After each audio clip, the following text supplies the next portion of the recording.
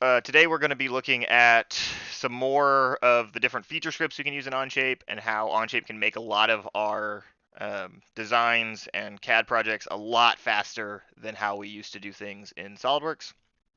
The two we're going to specifically look at are two that we use a lot for especially prototyping, but also in a lot of our robot construction, which are making these like finger joints, which with the feature script called laser joint, and these T-slot holes for the nuts to go in to connect them with the feature script called T-slot joint.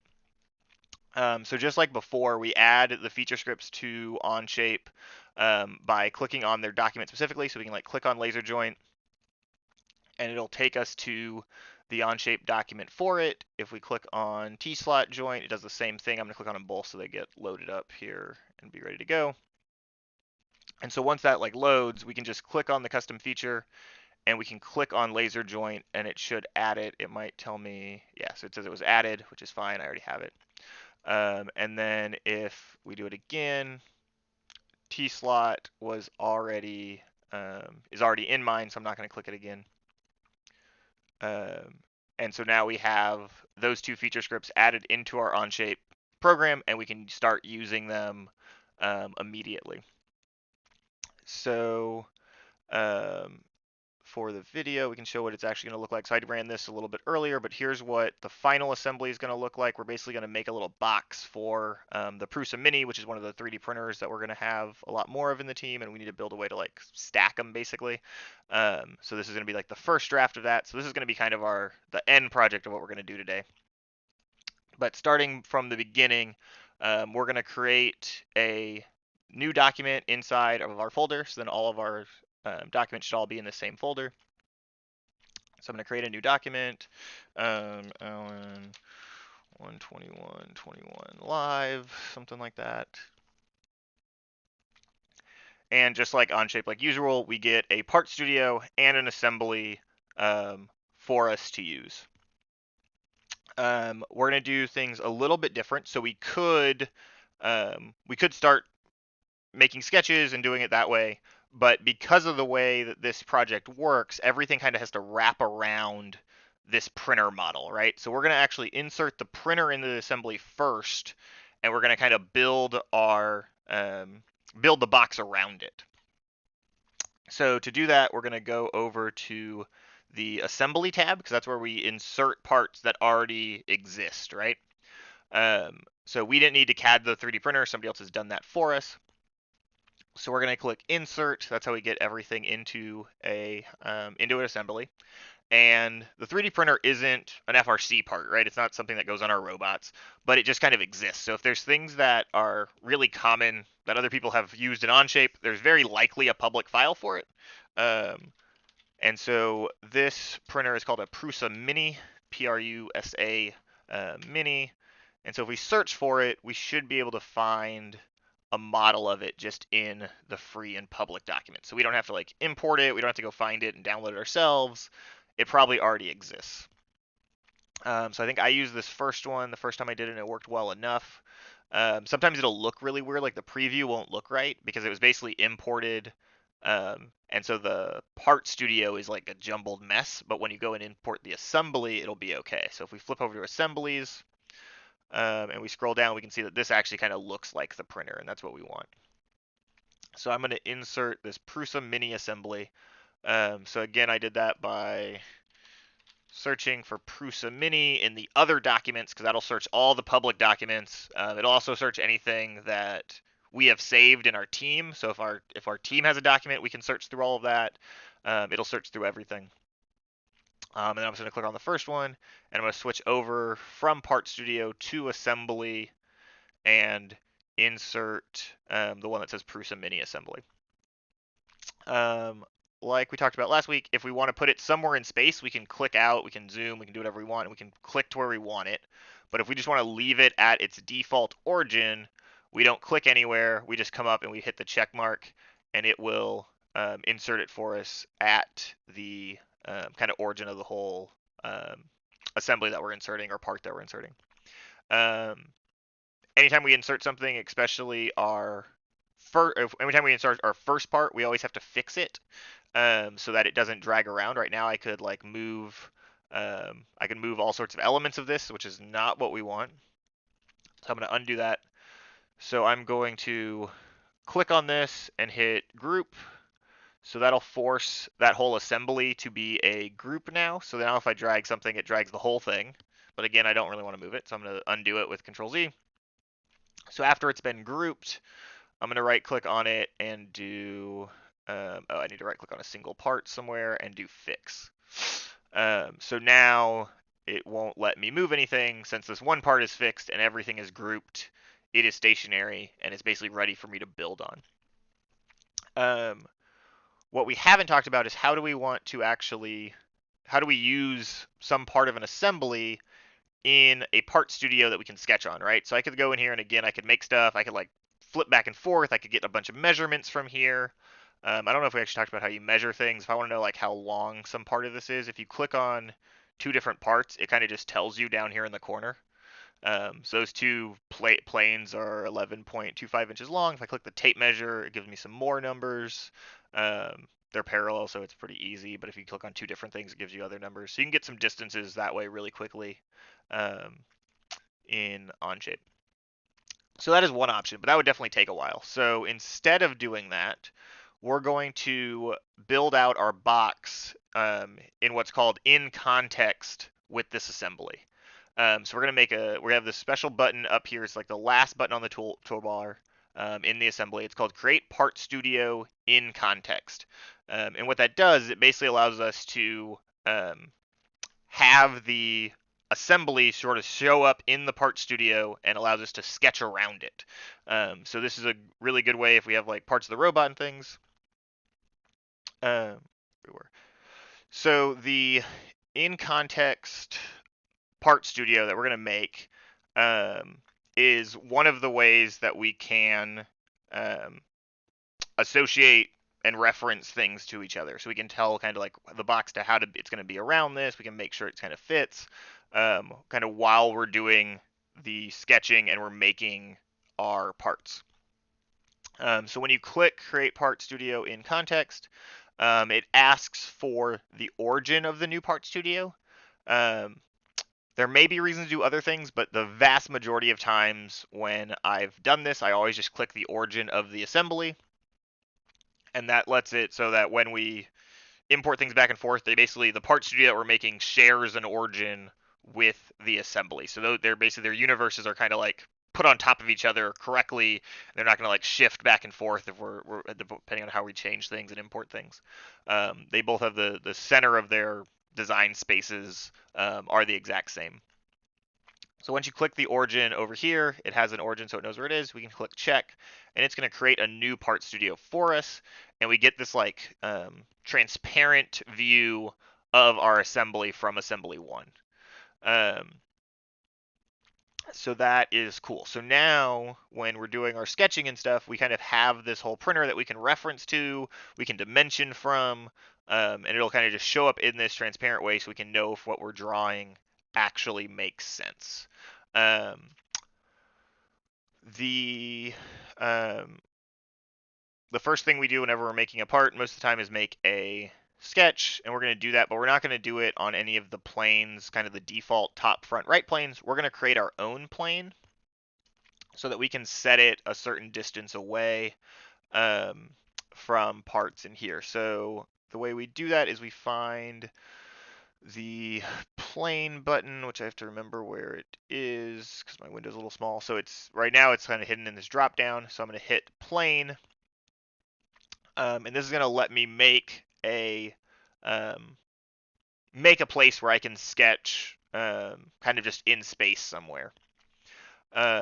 So what I want to do is I'm going to select kind of the bottom of this front rail.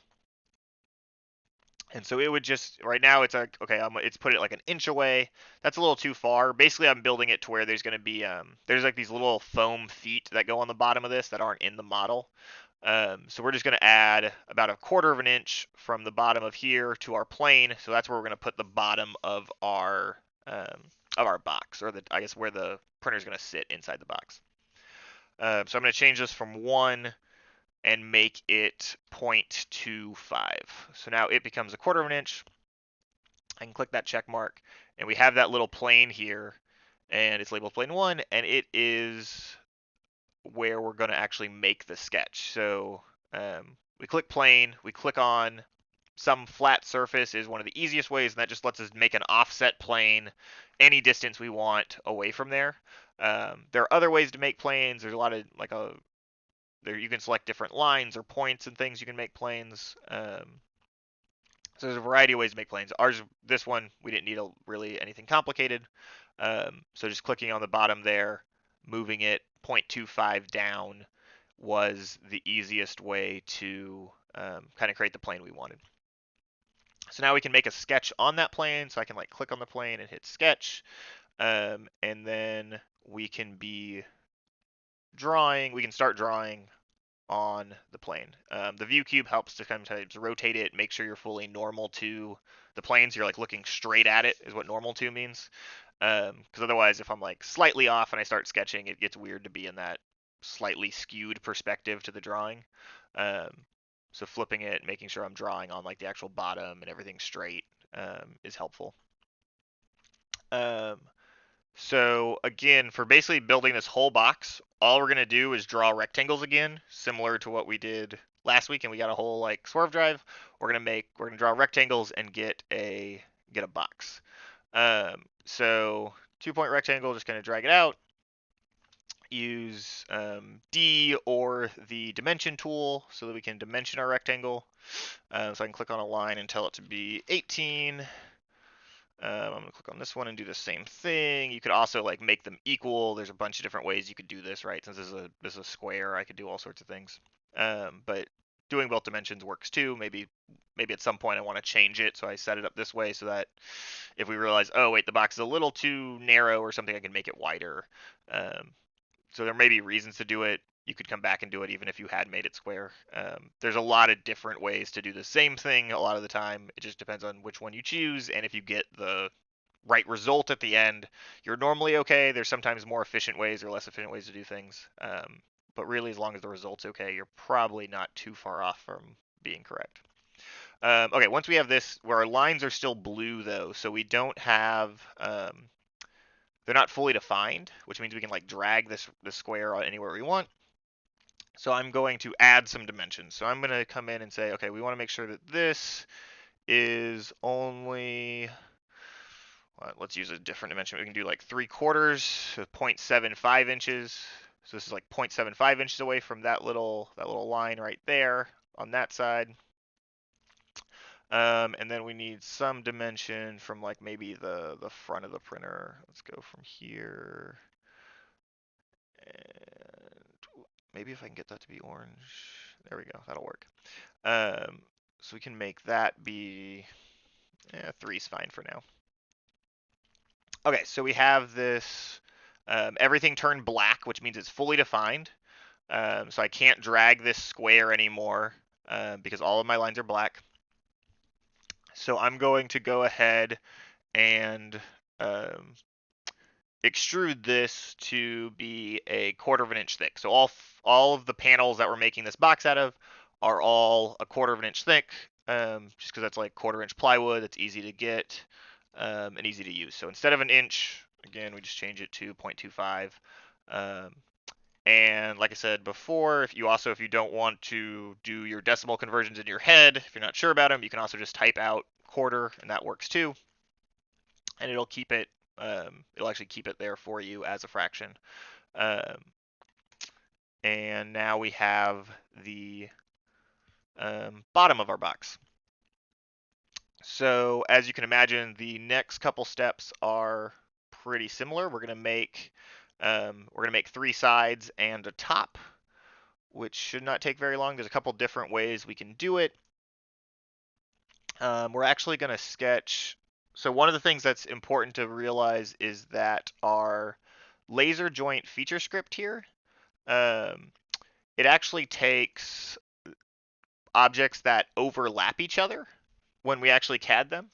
So instead of creating the box kind of on top of this and extruding it up, we're going to draw it on the bottom and extrude it up so that when we actually make the part, they're going to be like in an impossible configuration. They're going to be on top of each other for our initial sketches, and then when we use the laser joint feature script, it's going to make those like fingers and those finger slots for us. So it's going to go through and do this whole slotting process for us, which is really nice.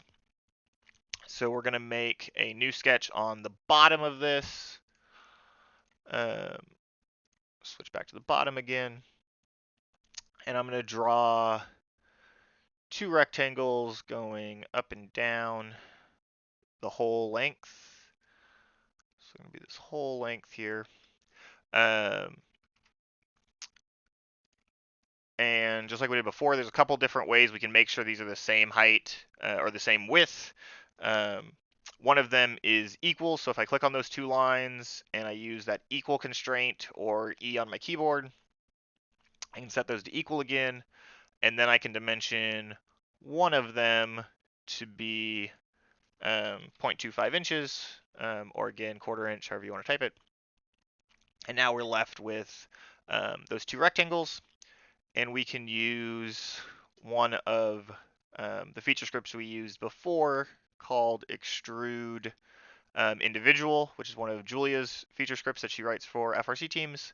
And this lets us quickly go ahead and make these guys go up through the board. So they're going the wrong direction. So we're going to flip them over.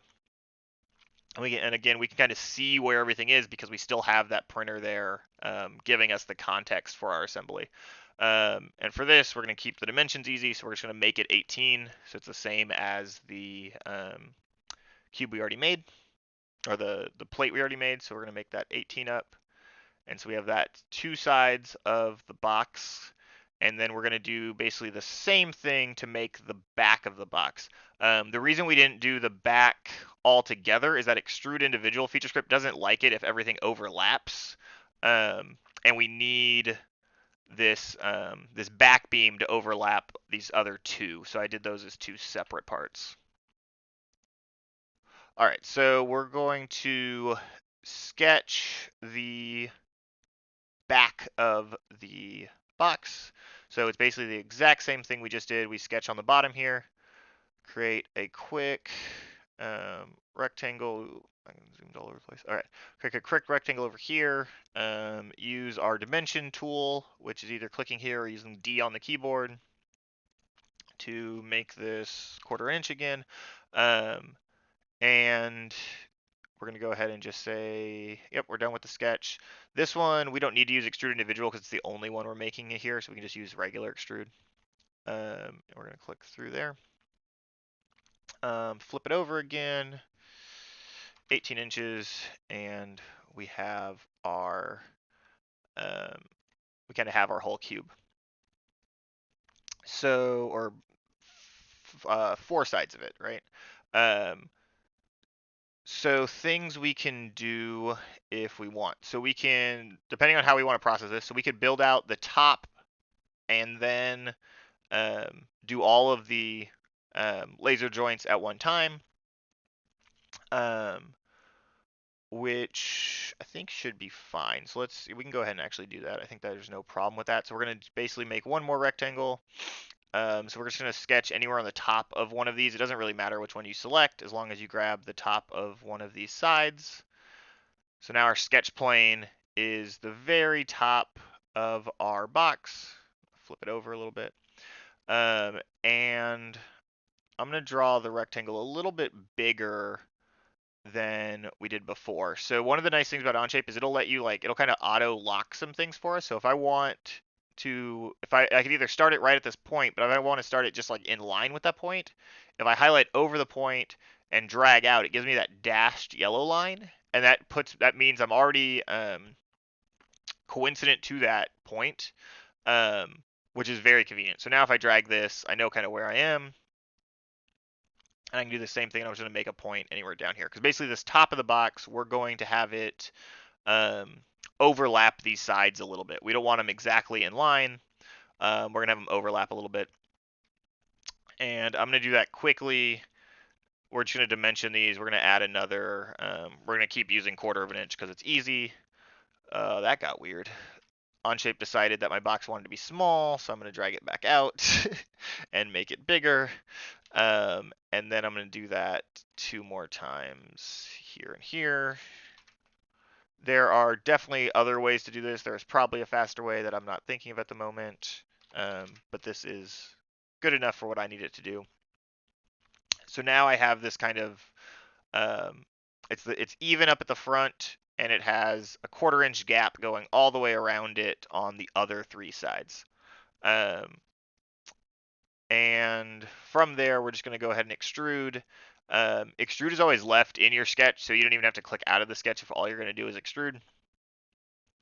And again, it's making some weird choice. It's decided it wants to make it 1 inch in the wrong direction, so I'm going to make it 0.25 inches, and I'm going to make sure it actually overlaps. So I'm going to flip it. I'm going to flip the direction to where everything overlaps. So it's kind of pointed down like that. Okay, so that makes that part correct. And so now we have this impossible to make box because all of these edges overlap in weird ways where you get that like that blue-gray sort of gradient. And none of that is close to what we want as our final product. So what we want as our final product is we're going to use that laser joint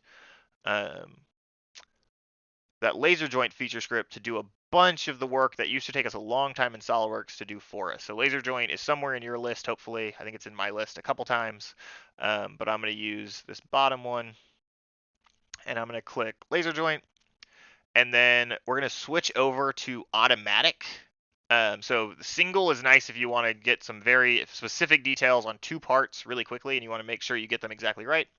Automatic is great for something where you just want, okay, we're going to make the whole thing on the laser, what all of the parts that need to connect. So I'm going to click on every single one of these panels, and it's going to start kind of showing a preview. So you can see it started already cutting some of our parts out. So we can change some of our, some of the settings to make them a little bit different. So I'm going to say 4 for our number of pins. And there's a bunch of different offsets or options. We're not going to go through all of them. The one I want to talk about right now is edge offset. Because you can see this would be kind of weird. You have this like piece of wood here that's just like floating. It's not attached anymore because of the way the pins and everything worked. So we're going to grab edge offset, and we're going to change that to 1 inch. And so our script now goes through and it moves everything 1 inch away from the outside. It recalculates all the lengths of our little fingers for us. We don't have to do any of that math. We don't have to sit there and make complicated sketches. And it does it to all of them all the way around the side. So we have them all the way over there, down on the bottom. It does it everywhere for us already. So we can go ahead and click check. And now it very quickly generated that finger joint pattern where we used to have to literally like sketch the pattern every time we wanted to do it. And we had to like custom make it, or sometimes we'd have like SolidWorks blocks to do it. It was a lot more tedious than what this allows us to do. And then the one of the last things we can do in kind of our quick version of this is I want to make it to where we can bolt in the top. So with these kind of corner laser joints that we have out here, normally you would just like glue these up and make it to where they would just all be held together with glue and things, and that works fine. But for this top section, maybe we want to be able to pull the top on and off regularly. So we're going to change these to where we use those T-slot joints so we can bolt them together. So the T-slot joint feature script is kind of cool. It took me a second to actually figure it out when I was first learning it because the place you have to select is normally hidden. So what we want to actually select is we want to select the part of this board that actually touches this board. So it's kind of underneath in here. So the easiest way to do that is we're going to hide this top for a second. So we're just going to right click on it and do hide part 5. And so now the top's gone away. We can see it over here on the left. We can see part 5 is kind of grayed out a little bit, and it has that crossed out eyeball through it, so we can't see it. Or that, so it basically means we can't see it. If we click on the eye, we can hide and unhide it. I'm going to leave it hidden for a second. And then we're going to come back to our feature scripts. We haven't had to make any other sketches. We haven't had to do anything. And we're going to find that T-slot joint feature script. So when we click T-slot joint, we can then have a bunch of different options for what we want. So in here, we're going to go through and do ANSI, which is basically kind of the imperial standard, American standard bolts, everything like inch sizes. Our kind of default bolt size is number 10. Our nut shape is going to be hex. The nut type can be machine screw. We can also make them nylox if we want. So that's a lot of times what we'll have. It doesn't, for this example, it doesn't really matter. We can leave it on machine screw. You can say what type of hole fit you want. So you can do free or close. And then you can also just custom set a lot of the dimensions in here as well if you need to. So maybe the laser's cutting things a little bit too loose or something. You can go in and make like the nut width a little bit tighter. There's a lot of things you can adjust in here. So what we want to do is we're going to click on the bottom of the grooves where that top panel sits. So these are the ones that kind of fit into the top panel. So we don't want to click on those. We want to click on the kind of the bottom groove. So I'm going to click on these ones and I cross. And actually, as it loads, it's going to go in through and it's going to automatically kind of cut that nut pocket for us. So I'm going to go through and I'm going to click on every one of them going all the way around our little box. So I'm not doing them in the corners. I'm only doing them when they're between these little fingers. So it's like 3 on each side. If you do happen to click on something that you didn't want to, you can just click on it again and it'll deselect it. And then the preview will go away. So we have 3 more to do. So I can click on those 3. And it does take a little while to load sometimes. And they will finally finish off. And I can go ahead and click check. And then when I go back and review my top panel, it also added the bolt holes already into my top panel. So the way these work, if people who've already built our rubber band car models kind of know how these work, we basically put a nut in here and the bolts goes in from the top and it just holds this whole top panel in place across the entire box. We could do the same thing on the bottom panel if we wanted to like extend it. And so that gets a little bit more complicated. You could like go in and you could add material to the outside if we wanted it to be the same size as the top. We could make the bottom the same size. We could also just like use that part if we want. But for this next step, we're going to be able to put everything back in the assembly. So right now, our assembly is still just the printer. And we have this part studio that's still in context. And what we have over here is we have this assembly context list, and it kind of it shows you where we're at. So if we do none, it takes away the printer. If I put it back, it'll show me the printer again. I can rename the context, so if I need to keep track of what they actually are, we can rename them. So I can name this printer inside box, whatever we want to do. And then when we're kind of not necessarily finished, but when we're reasonably close and we want to insert these panels into the assembly, the easiest way to do that is OnShape gives us this nice button up here called Insert and Go to Assembly. So if I click that, it will let me select the parts I want to take with me. So I'm going to take all 5 parts with me that we made. So I'm going to click on all 5 parts. You can also click on like part 1 and then shift click on part 5 and it'll select them all. And once we have them all selected, you can also select them in here. You can select them however you want to select all 5 parts. And then click the green check mark, and it should flip me over to my assembly. And I have all the panels in place, ready to go. Again, the same thing that happened with the assembly that we inserted before. If I were to drag any of these, I can still move them because I haven't mated them or grouped them in any way. So I'm going to undo that move. And I'm going to select all 5 parts again, and I'm going to select group. So I make a new group, and I'm going to go ahead and fix part 1. So now nothing can move, and I kind of keep everything in place with the assembly and everything.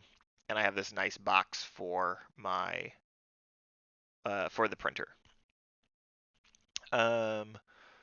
couple other small tips. So there are nice things, especially when we start modeling more stuff for the actual robot. Keeping things named is pretty useful. The one nice thing about OnShape is you can rename stuff basically whenever you want. So we can name Prusa Mini Box quickly. We can rename the assembly.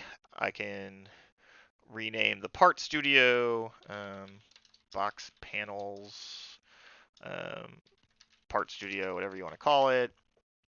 You can rename each of the parts. Bottom. Which side is this? This side's the left side. Should be the right side. Should be the back. And the top. And once you do it inside the part studio, they also all get renamed in your assembly. So it's super convenient. That stuff just kind of like works. You don't have to fret about renames. SolidWorks has some issues when you rename stuff depending on how you do it, because we're not dealing with files in the same way we are with SolidWorks, the people who were doing SolidWorks before.